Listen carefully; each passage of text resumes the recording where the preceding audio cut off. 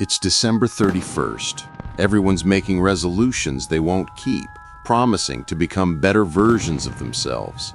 Meanwhile, you're sitting with a year's worth of energy vampires, boundary violations, and emotional labor that nearly destroyed you. While they're celebrating, you're carrying names of people who took and never gave back, situations that drained you, patterns you tolerated because your empathic nature made saying no feel impossible. This New Year's Eve, we're doing something different. Forget positive thinking and fresh starts. Tonight, we're performing a dark ritual, a psychological purge that burns every person, pattern, and belief that stole your power this year.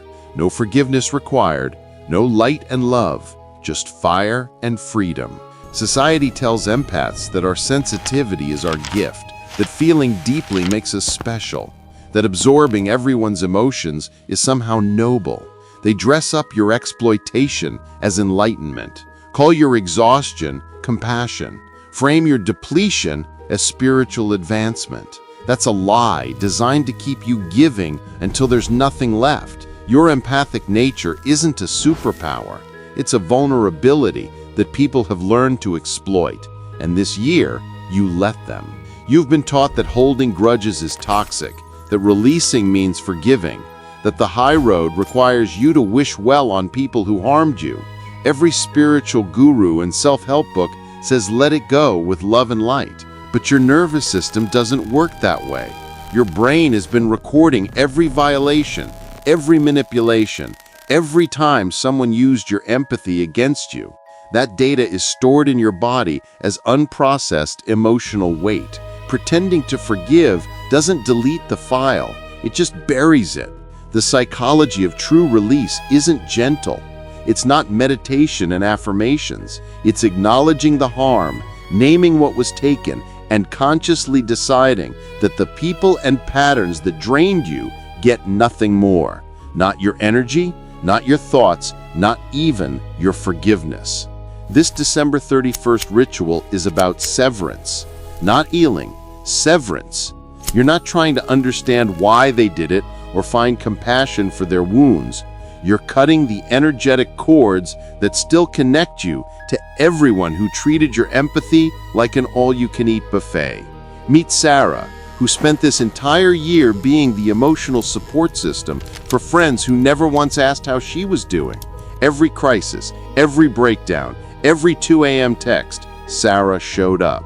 When she finally had her own collapse in October, those same friends were suddenly too busy to help. Sarah tried to tell herself it was fine, that she shouldn't expect reciprocity, that real empaths give without needing anything back. But her body knew different. She was exhausted, resentful, and starting to hate the very sensitivity that defined her. The spiritual bypassing wasn't working anymore. On New Year's Eve, Sarah performed the ritual. She wrote every name, every situation, every time she gave more than she had. Then she burned the list and watched their hold on her turn to ash. Not with forgiveness, with finality. She wasn't wishing them well. She was erasing their access. The neuroscience behind this is real. Your brain forms neural pathways for every relationship and pattern you engage with repeatedly.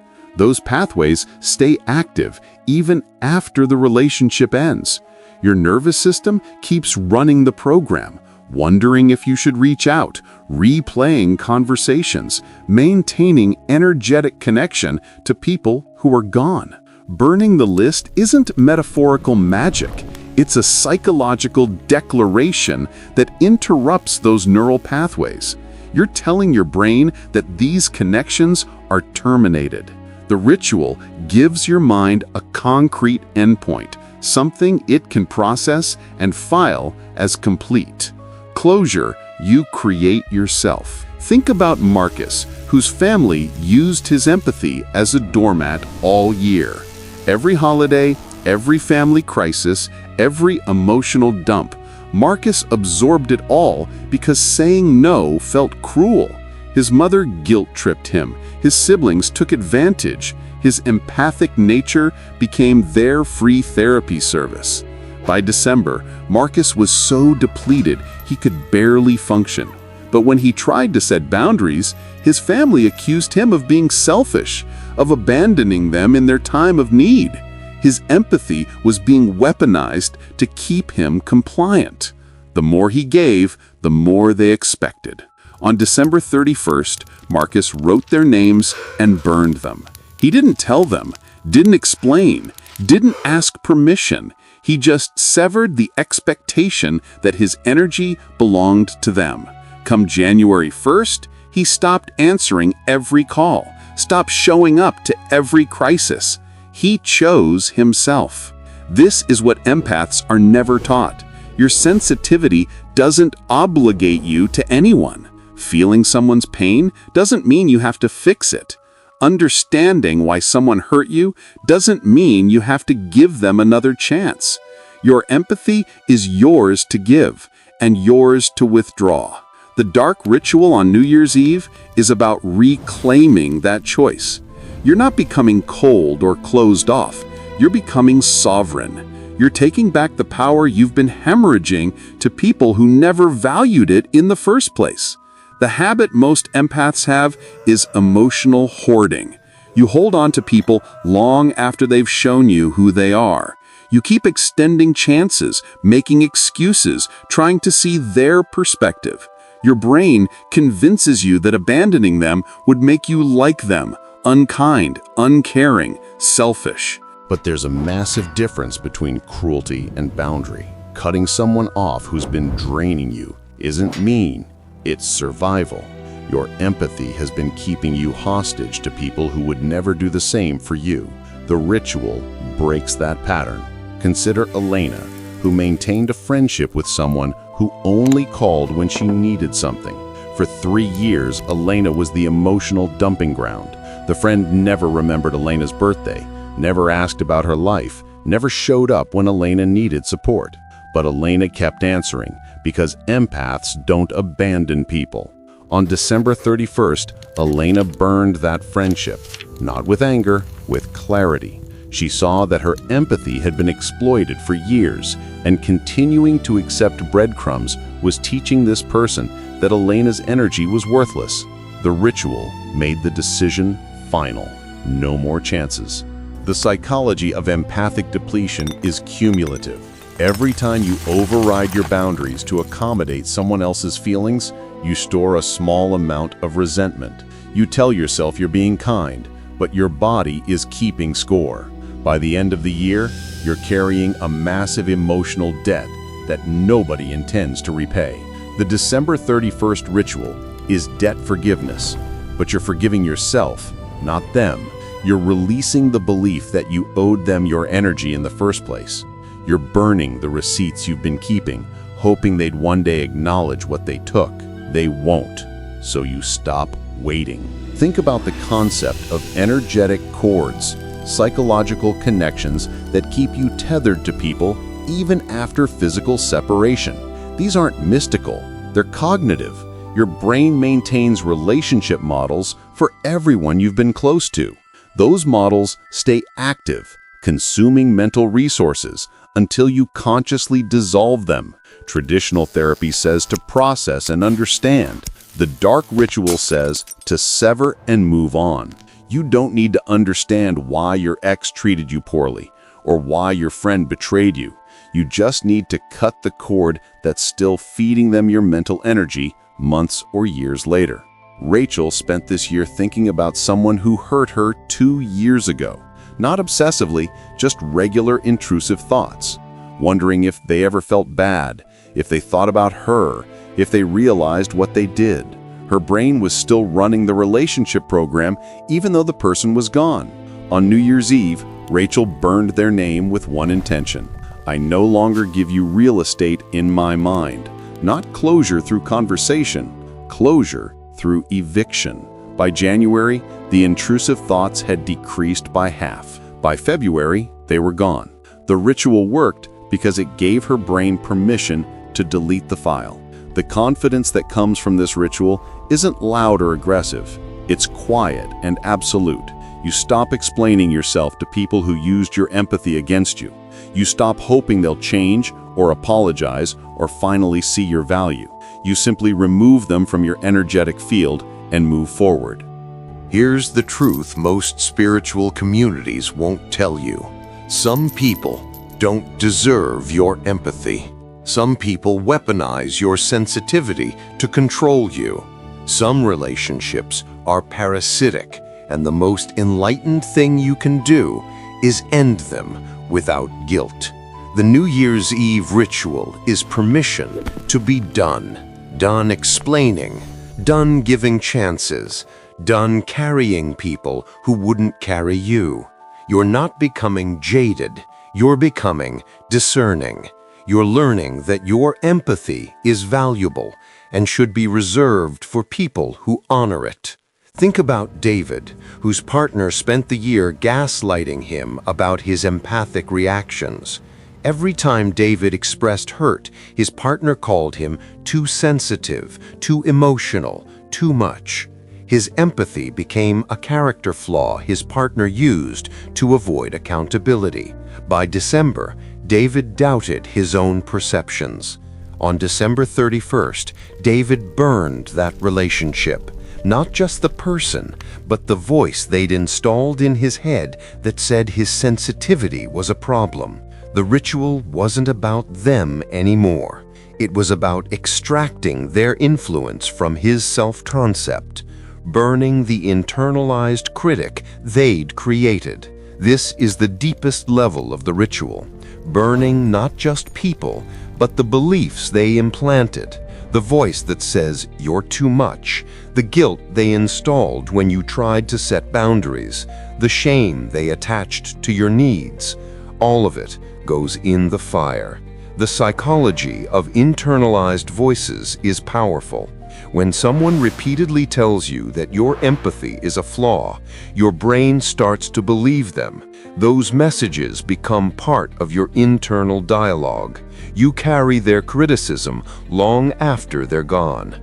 The ritual targets those implanted beliefs specifically.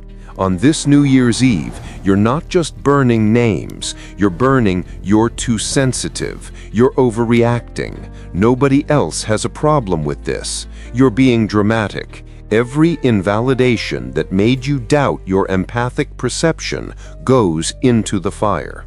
Meet Nicole, who was told her entire life that her emotional intensity was a burden. Family, partners, friends, everyone had an opinion about how she should feel less, care less, be less affected by things.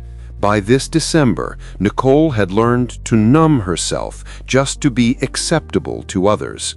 On December 31st, Nicole burned the belief that her empathy needed to be managed or reduced to make others comfortable.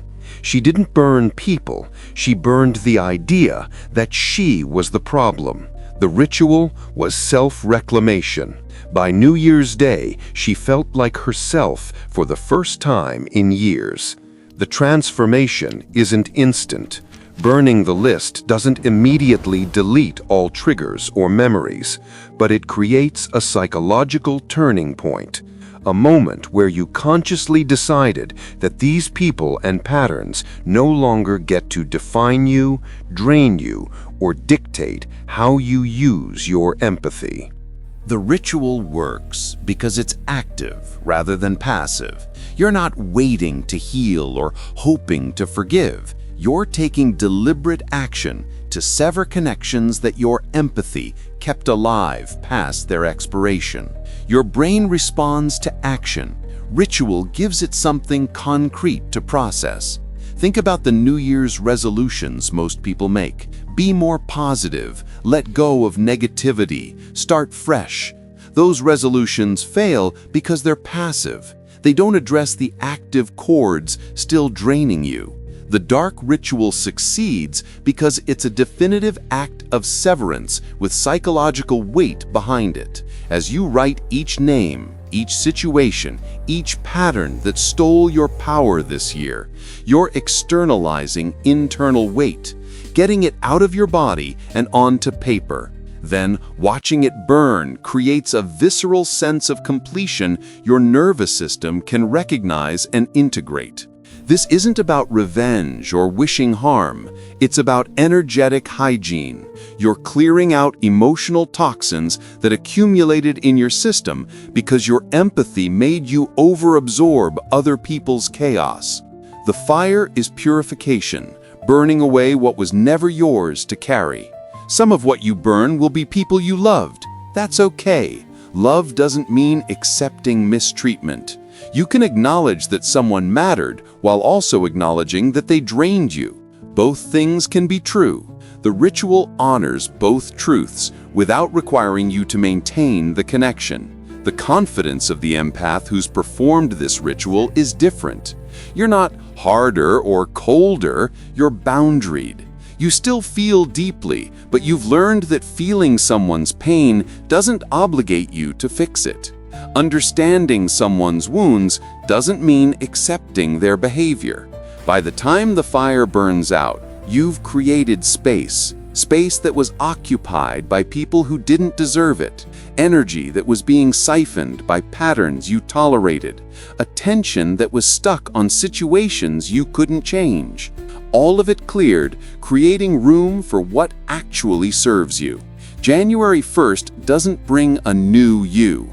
It brings the you that's been buried under everyone else's needs, expectations, and energy.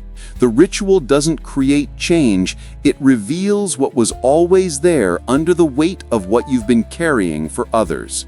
This New Year's Eve, give yourself permission to be ruthless with your empathy, to protect it like the finite resource it is, to understand that people who exploited your sensitivity aren't owed continued access to it. Your empathy belongs to you, and only you decide who deserves it. So, light the fire, burn the list, and watch everything that stole your power turn to ash, because the most empowering thing you'll do this year is refuse to carry anyone else's weight into the next one.